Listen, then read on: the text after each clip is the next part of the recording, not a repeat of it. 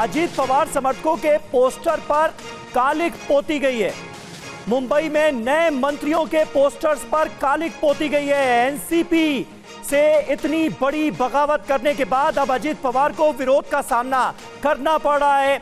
अजीत समर्थकों के पोस्टर पर कालिख पोती गई है। वो तमाम नेता जिन्होंने बगावत में अजीत पवार का साथ दिया और मंत्री पद की थोड़े देर पहले शपथ ली है राजभवन में, उनके पोस्टर्स पर कालिख पोतते हुए एनसीपी के कार्यकर्ता नजर आ रहे हैं।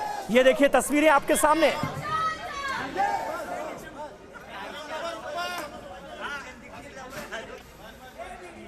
तो मुंबई में नए मंत्रियों के पोस्टर्स पर कालिख पोती जा रही है। और इस बीच एक अहम खबर, जितेंद्र आव्हाड को नेता विपक्ष बना दिया गया है। एलओपी का पद खाली हुआ था क्योंकि अजीत पवार पहले इस पद पर काबिज थे और अब वो बन गए हैं डिप्टी सीएम।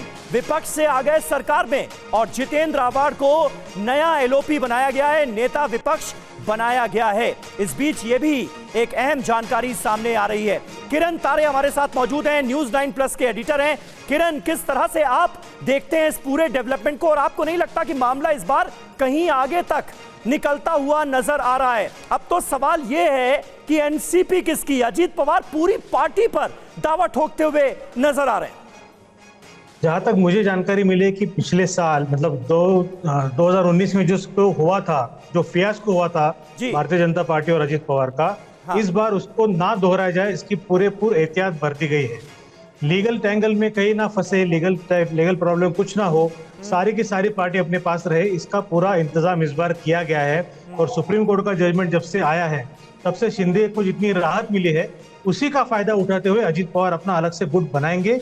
अजीत पवार दावा करेंगे कि एनसीपी का जो ओरिजिनल फॉर्म है वो मेरे पास है, मेरी पार्टी ही ओरिजिनल एनसीपी है। इस तरह से उनका प्लानिंग अभी होते हुए दिख रहा है। जहां तक अजीत पवार और शरद पवार की बात है, मेरी इंफॉर्मेशन ऐसे है कि ये सारा जो प्लान है, सारा जो प्लानिंग हुआ था उसको फाइनल रूप दिया गया था पिछले हफ्ते, जब एकनाथ शिंदे और देवेंद्र फडणवीस अमित शाह को मिलने दिल्ली में गए थे। उसी समय में सब कुछ हो गया था। ये ऑपरेशन कल होना था, लेकिन कल बुल्डाना में एक प्राइवेट बस को आग लगने से 26 लोगों की झुलसकर मृत्यु हो गई थी। उसकी वजह से उसको एक दिन के लिए टाला गया, इसलिए ये सारा ऑपरेशन आज हुआ है। सुप्रिया सुले को इस बात की भनक लग गई थी। आज सुबह से वो अजीत पवार को बनाने का प्रयास कर रही थी, उनको सफलता नहीं मिली।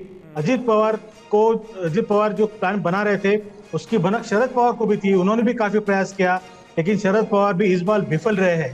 पिछली बार हमने देखा था कि शरद पवार के कहने पर अजीत पवार भारतीय जनता पार्टी के पास गए थे। इस बार शरद पवार को अंधेरे में रख के अजीत पवार ने ये सारा गेम खेला है।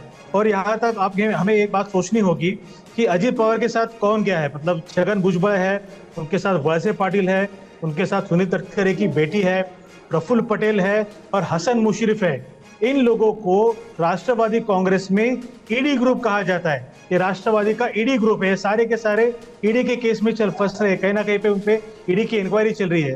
तो जब से ईडी उनके पीछे लगी है तब से ये लोग शरद पवार से आग्रह कर रहे थे कि हमें भारतीय जनता पार्टी के साथ जाना चाहिए, लेकिन पवार उनकी बात मान नहीं रहे थे। फाइनली जब अजीत पवार को यह अंदेशा हुआ कि सुप्रिया सुले के राष्ट्रीय कार्याध्यक्ष बनने के बाद उनका पॉलिटिकल फ्यूचर खत्म हो गया है, तब उन्होंने जाके ये एक्सट्रीम स्टेप लिया और आज वो भारतीय जनता पार्टी के साथ सरकार में शामिल हो गए। क्योंकि किरण, शरद पवार ने भी अपनी प्रेस कॉन्फ्रेंस में कहा कि मैंने बैठक बुलाई थी, लेकिन उससे पहले ही इन्होंने ये फैसला ले लिया। तो क्या शरद पवार भी इस फैसले की तरफ जाने के बारे में सोच रहे थे? नहीं, मेरी इंफॉर्मेशन ऐसी है कि शरद पवार इस फैसले के बारे में नहीं सोच रहे थे। शरद पवार का कहना है कि अभी उनका जो पॉलिटिकल करियर है, 60 साल का पॉलिटिकल करियर है, 60 साल के पॉलिटिकल करियर में वो कभी भी राइट विंग पार्टी के साथ में खुलकर नहीं गए हैं। एक ही एक्सेप्शन था जब उन्होंने खुद कांग्रेस से हट के सरकार बनाई थी, जब वो पहली बार जब मुख्यमंत्री बने थे, उस समय के जनसंघ ने उन्हें सपोर्ट किया था। उसको छोड़ दिया जाए तो शरद पवार हमेशा ही राइट विंग के अगेंस्ट में रहे हैं। तो पवार का कहना था कि मैं राइट विंग के साथ नहीं जाऊंगा, अजीत को अगर जाना है तो जाने दीजिए, जनता तय करेगी। लेकिन अभी दिख ऐसा रहा है कि अजीत पवार के साथ पूरी पार्टी जाती हुई दिख रही है। शरद पवार के पास बहुत ही कम लोग बचे हैं। कौन बचा है? बिल्कुल, यही सबसे बड़ी बात है कि